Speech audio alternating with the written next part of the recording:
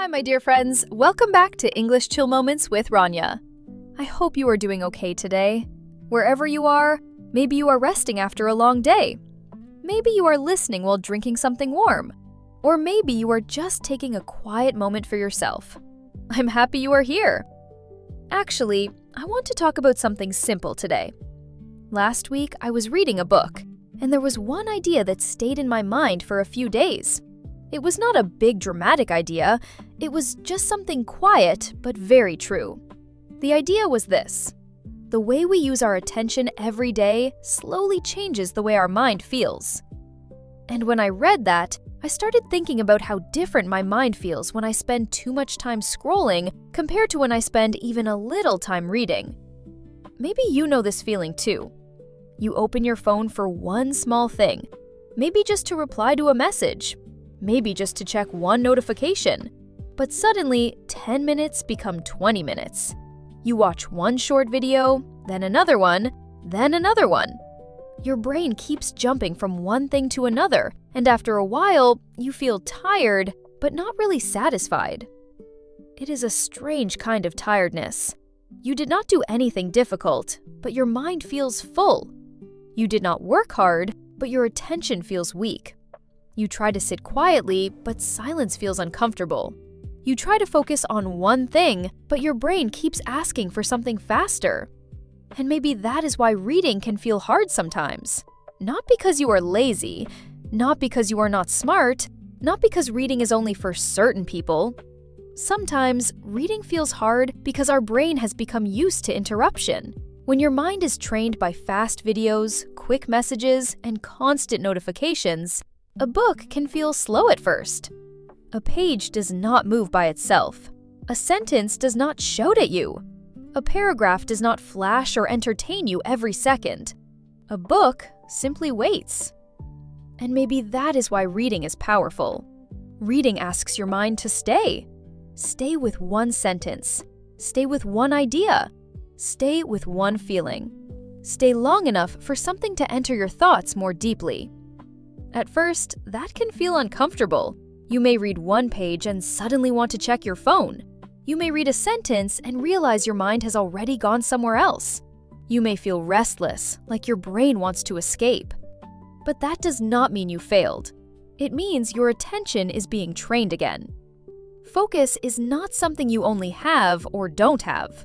Focus is something you practice. And reading is one of the gentlest ways to practice it. When you read, your brain cannot jump too quickly. It has to slow down. It has to follow the meaning. It has to imagine, connect, understand, and remember.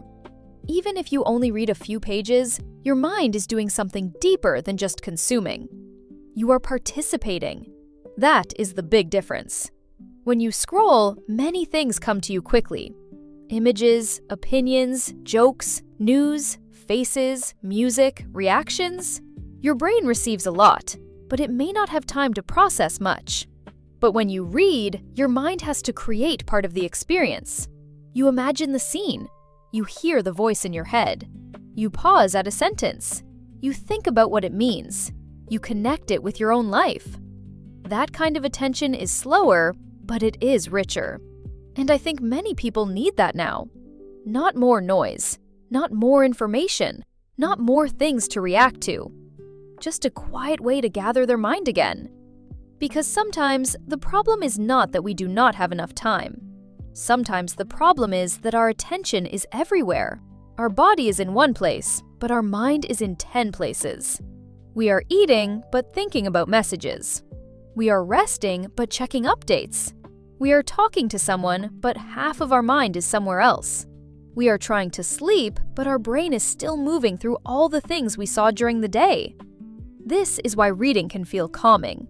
It gives your attention one place to land. Just one book, one page, one paragraph, one thought.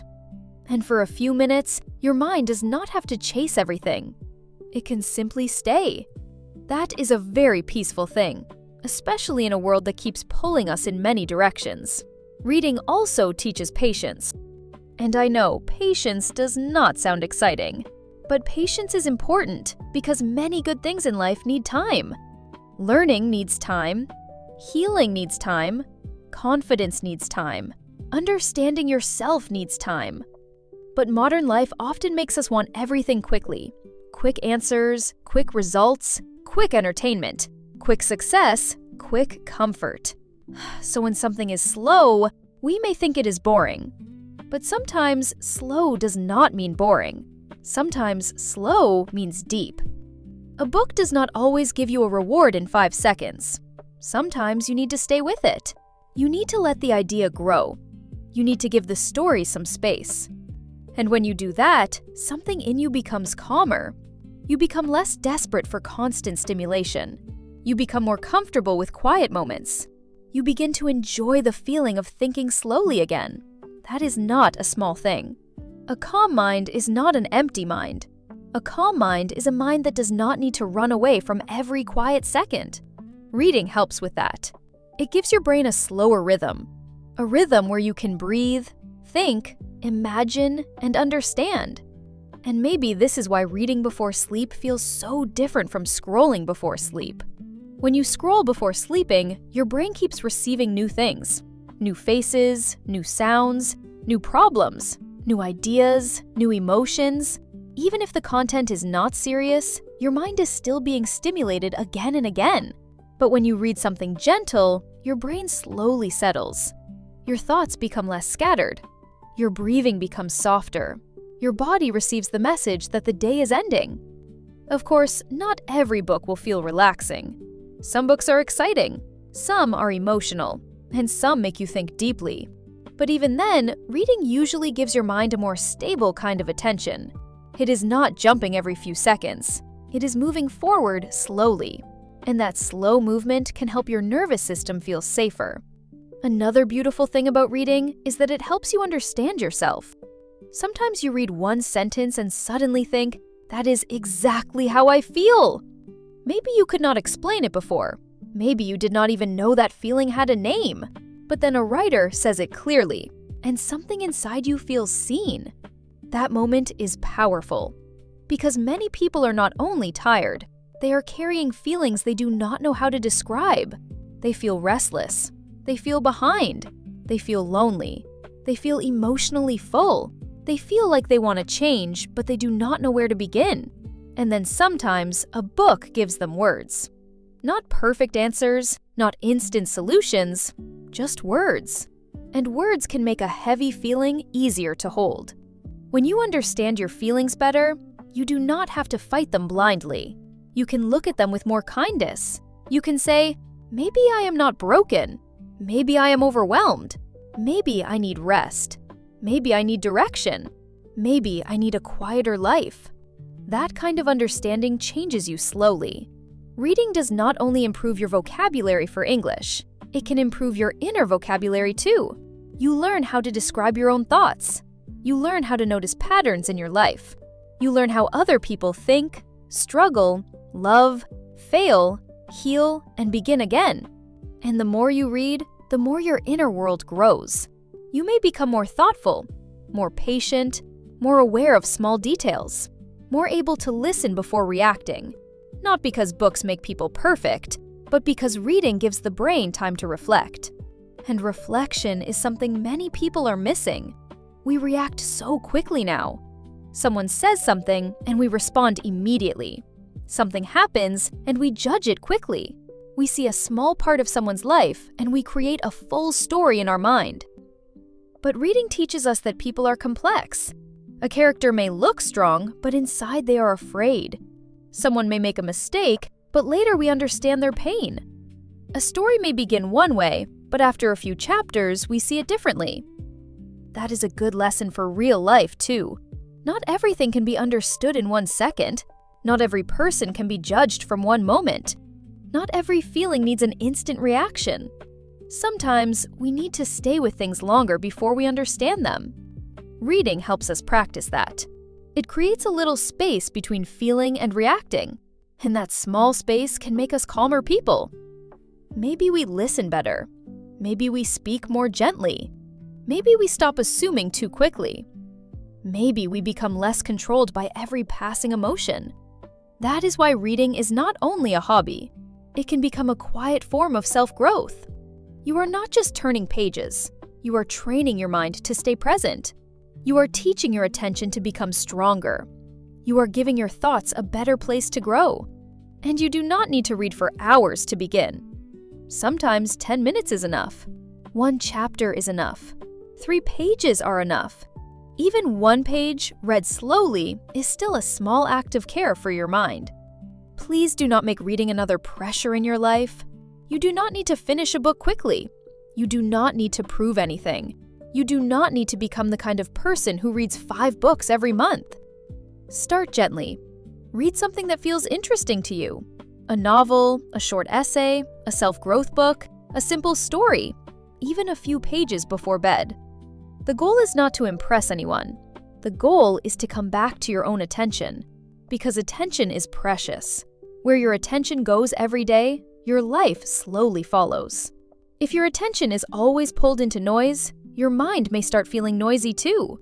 But if you give your attention to thoughtful things, quiet things, meaningful things, then slowly your inner world becomes more thoughtful as well. Maybe that is the real gift of reading.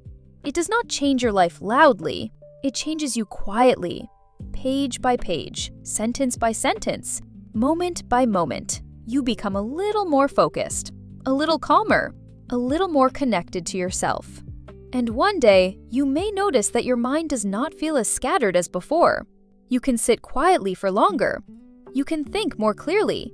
You can enjoy slower moments again. You can listen to your own thoughts without immediately running away from them. That is a beautiful kind of progress. So today, maybe you do not need to change your whole routine. Maybe just choose one small reading moment. 5 minutes in the morning, 10 minutes before sleep, a few pages during your break, a quiet paragraph with a warm drink. Small habits can still shape a person. And maybe reading is one of those small habits that slowly teaches your mind how to breathe again. Before we end, I want to leave you with one gentle question. What would happen if every day you gave your mind a few quiet pages instead of only more noise? Maybe you would not become a different person overnight, but maybe, slowly, you would become a calmer version of yourself. More focused, more present, more thoughtful, more peaceful inside. And honestly, I think that is worth beginning. Thank you for spending this quiet moment with me today. I hope this episode gave you not only English listening practice, but also a gentle reminder to take care of your attention. If your mind has been feeling noisy lately, maybe you do not need to blame yourself. Maybe you just need a slower rhythm again. And maybe 1 page is a good place to start. I'll see you again in the next English Chill Moment with Rania. Until then, take care of your mind, protect your peace, and give yourself permission to slow down.